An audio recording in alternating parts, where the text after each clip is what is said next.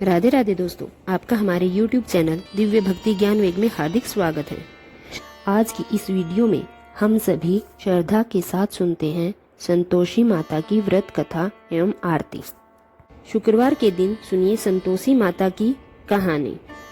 संपूर्ण व्रत कथा और आरती कथा के अनुसार एक बार एक बूढ़ी माई थी। उनके 7 बेटे थे, जिनमें से 6 कमाने वाले थे और 1 निकम्मा था। बूढ़ी माई 6 बेटों के लिए भोजन बनाती, जिनमें से जो कुछ जूठन बच जाता वह 7वें बेटे को दिया करती। वह मन का बड़ा भोला भाला था, इसलिए कुछ भी विचार नहीं करता था। एक दिन वह अपनी पत्नी से बोला, देखो मेरी माँ को मुझ पर कितना प्रेम है। तो उसकी पत्नी बोली, हाँ हाँ क्यों नहीं, सबका बचा हुआ जूठा जो तुमको खिलाती है। तब वह बोला, नहीं ऐसा नहीं हो सकता, मैं जब तक अपनी आंखों से देख ना लूं मान नहीं सकता। पत्नी ने हंसकर कहा, देख लोगे तब तो मानोगे। फिर कुछ दिनों के बाद त्योहार आया। घर में 7 तरह के भोजन और चूरमे के लड्डू बने। वह जांचने के लिए सिर का बहाना बनाकर पतली सी चुनरी सिर पर ओढ़कर रसोई घर में सो गया। वह कपड़े में से सब कुछ देखता रहा। थोड़ी ही देर में उसके 6 भाई भोजन करने के लिए आए। उसने देखा कि माँ ने उनके लिए सुंदर आसन बिछाकर तरह तरह के भोजन परोसे और आग्रह करके उन्हें भोजन कराया। वह लेटा हुआ सब कुछ देखता रहा। 6 बेटे भोजन करके चले गए। तब माँ ने उनकी झूठी थालियों में से लड्डुओं के टुकड़े उठाकर एक लड्डू बनाया और सारी जूठन साफ करके बूढ़ी माँ ने उसे पुकारा, बेटा 6 भाई भोजन करके चले गए, अब तू ही बाकी है, उठ जा, तू कब खाएगा। तब वह कहने लगा, माँ मुझे भोजन नहीं करना, मुझे भूख नहीं है, अब मैं परदेश जा रहा हूँ। माँ ने कहा, कल जाता हो तो आज ही चला जा। वह बोला, हाँ हाँ आज ही जा रहा हूँ। ऐसा कहकर वह दुखी मन से घर से निकल गया। चलते समय उसे अपनी पत्नी की याद आ गई। वह उस समय गौशाला में उपले थाप रही थी। वहां जाकर वह बोला, हम परदेश जा रहे हैं, कुछ समय के बाद आएंगे, तब तक तुम अपना यहाँ ध्यान रखना। तब उसकी पत्नी बोली, आप खुशी से जाइए, हमारी चिंता मत कीजिए, यहाँ हम भगवान के भरोसे हैं।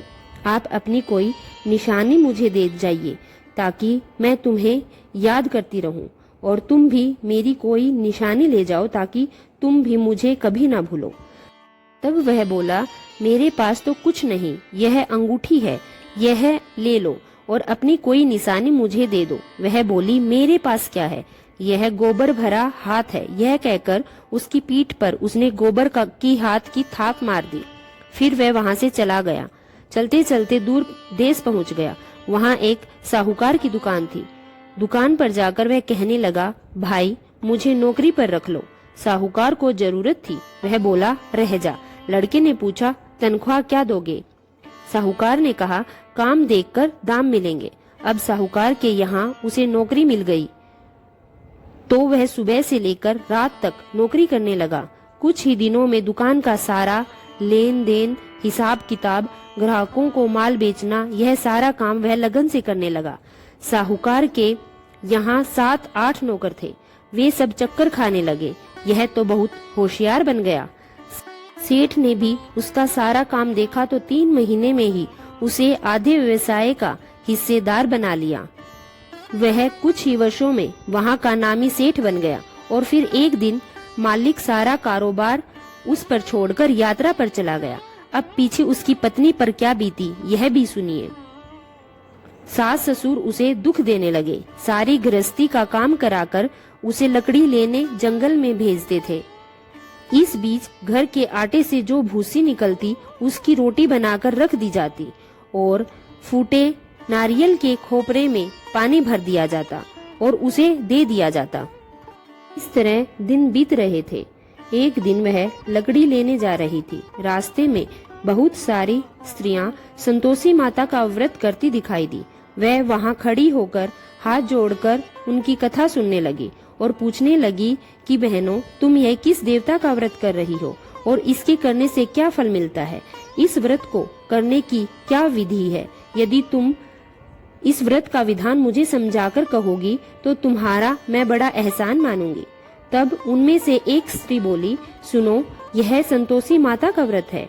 इसको करने से निर्धनता और दरिद्रता का नाश होता है, घर में लक्ष्मी आती है, मन की चिंताएं दूर होती हैं, घर में सुख होने से मन को प्रसन्नता और शांति मिलती है, निपुत को पुत्र मिलता है, पति बाहर गया हो तो शीघ्र ही घर आ जाता है, कुंवारी कन्या को मनपसंद वर मिलता है, राज द्वार में बहुत दिनों से मुकदमा चल रहा है तो वह भी जल्दी खत्म हो जाता है, कलह कलेश दूर हो जाते हैं, घर में सुख शांति का वास होता है, घर में धन जमा हो जाता है, पैसा जायदाद का लाभ होता है, रोग दूर हो जाता है और जो कुछ मन में काम ना हो वह सब संतोषी माता की कृपा से दूर हो जाता है, इसमें कोई संदेह नहीं। तब वह पूछने लगी, बहन, यह व्रत कैसे किया जाए? कृपया होगी अगर आप मुझे इसे समझाए।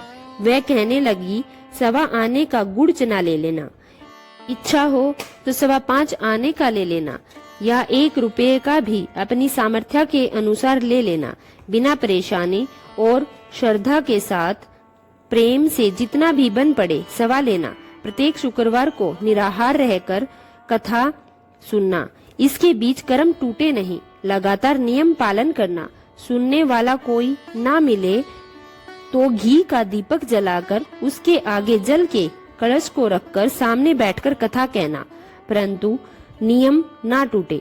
जब तक कार्य सिद्ध ना हो तो नियम का पालन करना और कार्य सिद्ध हो जाने पर व्रत का उद्यापन करना। 3 मास में माता फल पूरा करती हैं। यदि किसी के ग्रह खोटे भी हो तो माता वर्ष भर में कार्य सिद्ध करती है। फल सिद्ध होने पर उद्यापन कर लेना चाहिए, बीच में नहीं करना चाहिए। उद्यापन में 1.25 सेर आटे का खाजा और इसी माप से खीर तथा चने का साग बनाना, 8 लड़कों को भोजन कराना, जहाँ तक मिले जेठ देवर भाई बंधु या परिवार के ही हो, ना मिले तो रिश्तेदारों और पास पड़ोसियों को बुला लेना, उन्हें भोजन कराकर यथाशक्ति फल दक्षिणा आदि देकर माता का नियम पूरा करना। उस दिन घर में ना तो खटाई खाना और ना ही दान करना। यह सुनकर बुढ़िया के लड़के की पत्नी चल पड़ी, रास्ते में लकड़ी के बोझ को बेच दिया और उन पैसों से गुड़ चना लेकर वह संतोषी माता के व्रत की तैयारी करके आगे चली और सामने मंदिर देखकर पूछने लगी कि यह मंदिर किसका है। सब कहने लगे, यह तो संतोषी माता का मंदिर है। यह सुनकर वह माता के मंदिर में जाकर माता के चरणों में लौटने लगी, दीन होकर विनती करने लगी, कहने लगी, माँ, मैं निपट अज्ञानी हूँ, व्रत के कुछ नियम नहीं जानती, मैं बहुत दुखी हूँ।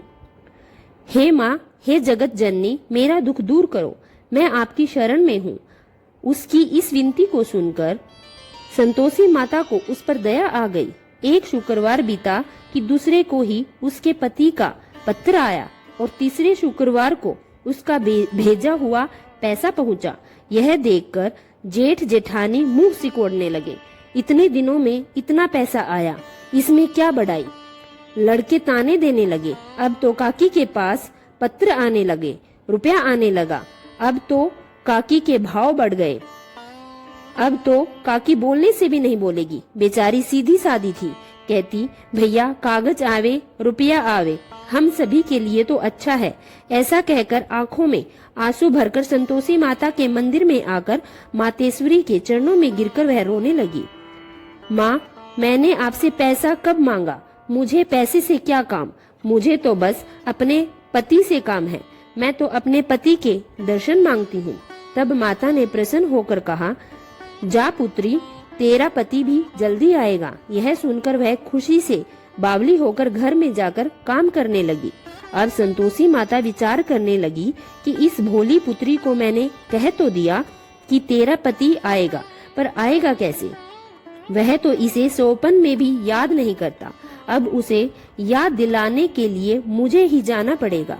इस तरह माताजी बूढ़ी माई के बेटे के पास जाकर उसके सोपन में प्रकट होकर कहने लगी, साहूकार के बेटे सो रहा है या जाग रहा है?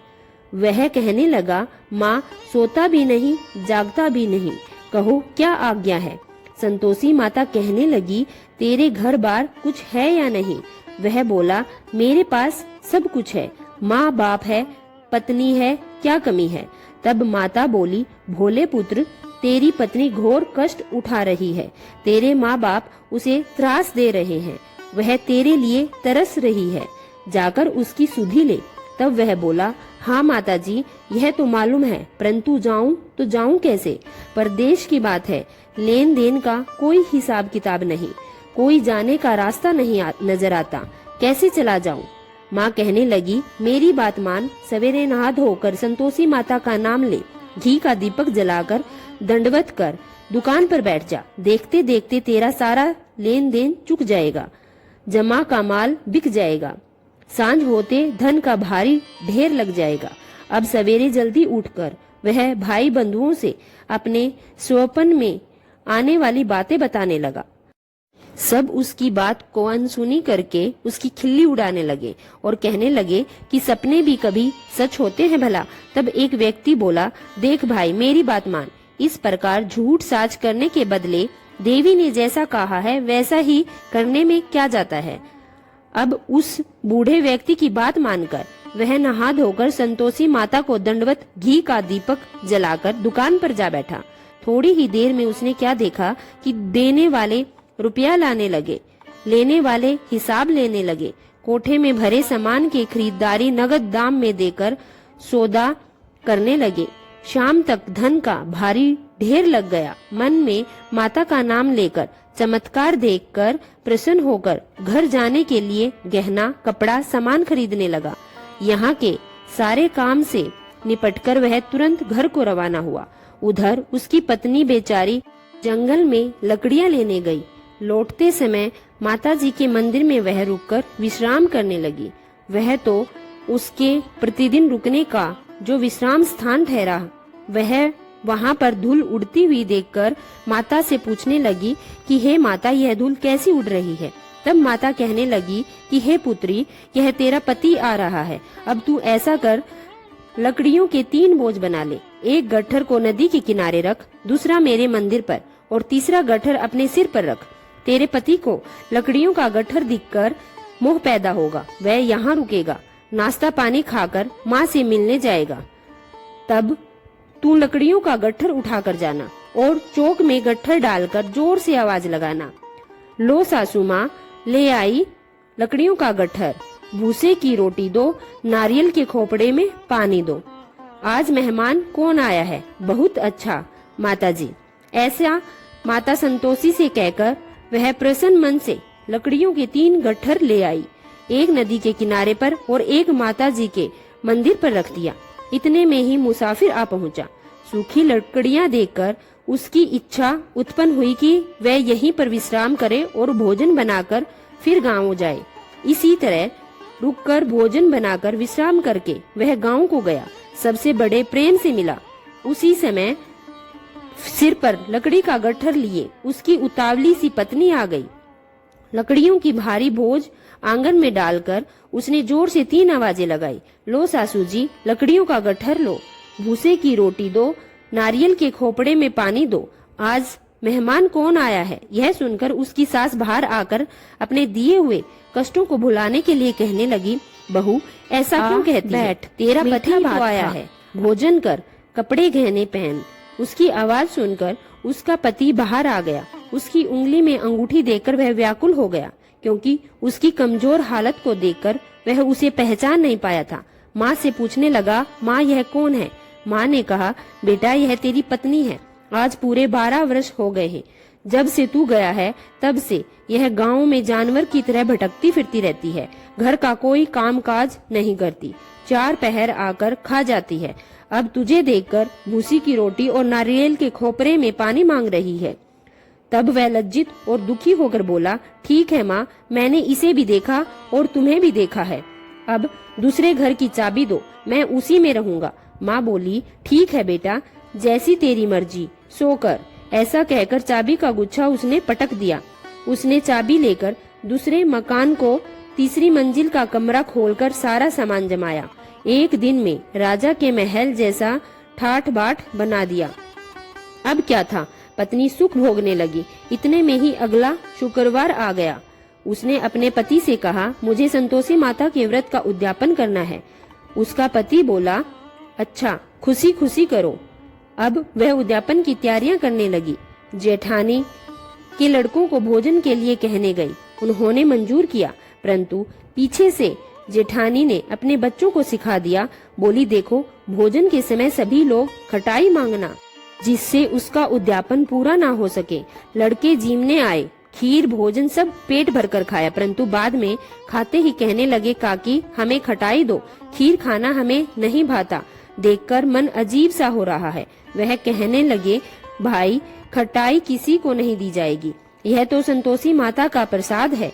लड़के गुस्से से उठकर बोले, लाओ फिर हमें पैसे दो। भोली बहू कुछ नहीं जानती थी, उसने उन्हें पैसे दे दिए। लड़के उसी समय हट के इमली खटाई लेकर खाने लगे। यह देखकर संतोषी माता ने बहू पर खूब कोप किया। संतोषी माता के कोप के कारण राजा के दूत आए और उसके पति को पकड़कर ले गई। जेठ जेठानी मन माने वचन कहने लगे, लूट लूट कर धन इकट्ठा करके लाया था, अब मालूम पड़ जाएगा जब वह जेल की मार खाएगा। पत्नी ऐसे वचन सहन न कर सकी और माता के मंदिर में गई और हाथ जोड़कर कहने लगी कि माता, तूने यह क्या किया? अपने भक्त को हंसाकर रुला दिया। माता बोली, बेटी तूने उद्यापन करके मेरा व्रत भंग किया है। इतनी जल्दी सारी बातें भुला दी। वह कहने लगी, माता भूली नहीं, अपराध किया है। मैंने तो भूल से लड़कों को पैसे दे दिए थे, उन्होंने ले जाकर खटाई ली। मुझे क्षमा करो माँ, मैं फिर आपका उद्यापन करूंगी। माँ बोली, लेकिन अब ऐसा नहीं करना। वह बोली, अब भूल नहीं होगी माँ, यह बताइए वे कैसे आएंगे? माँ बोली, तेरा पति तुझे रास्ते में आता मिलेगा।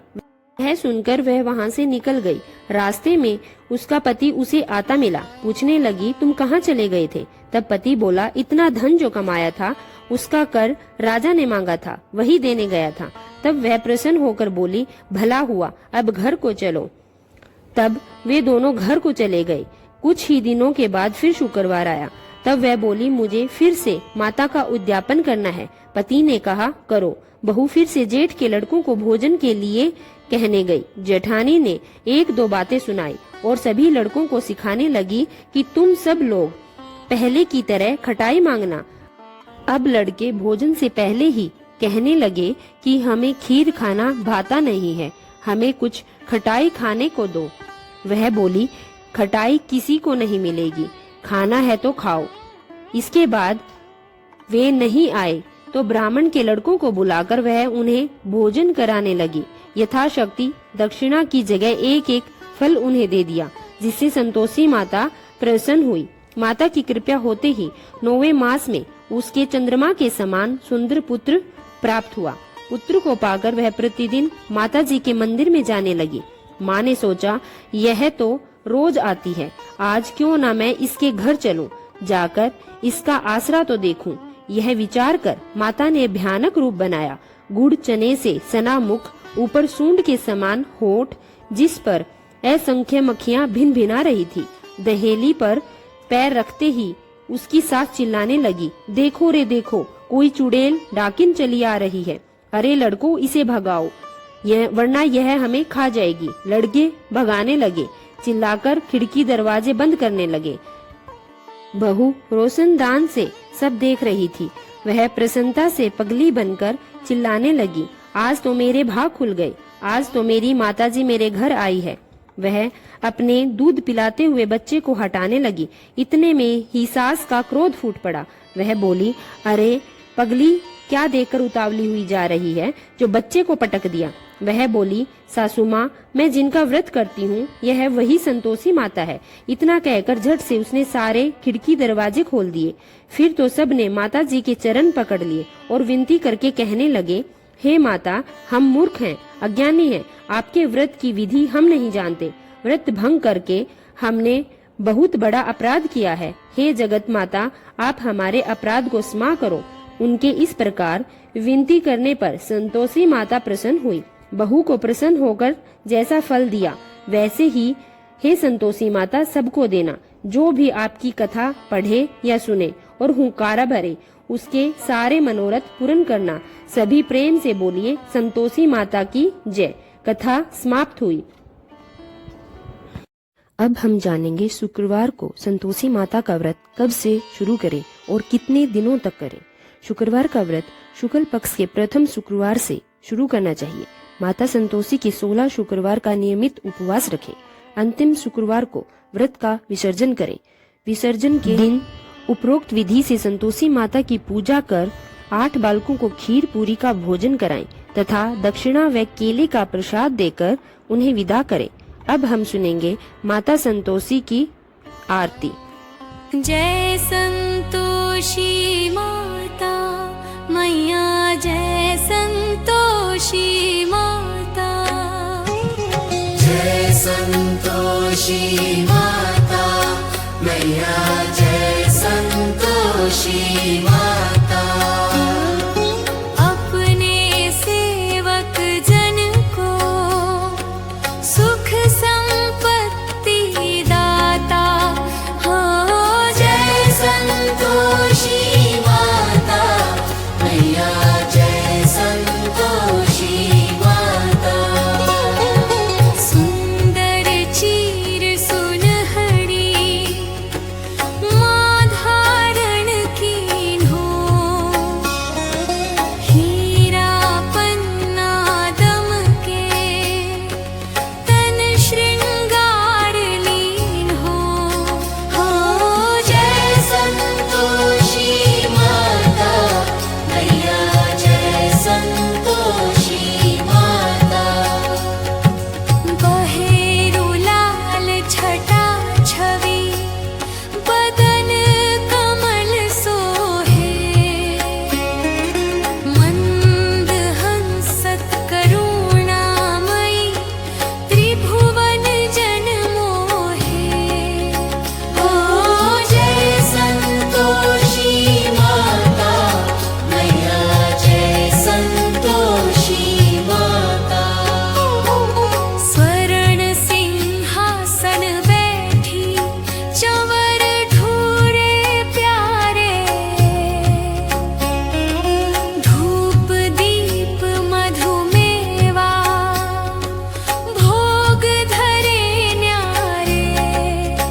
हो जय संतोषी माता मैया, जय संतोषी माता। गुड़ अरुचना परम प्रिय तामे संतोष कियो, संतोषी कहलाई भक्तन वैभव दियो। हो जय संतोषी माता मैया, जय संतोषी माता।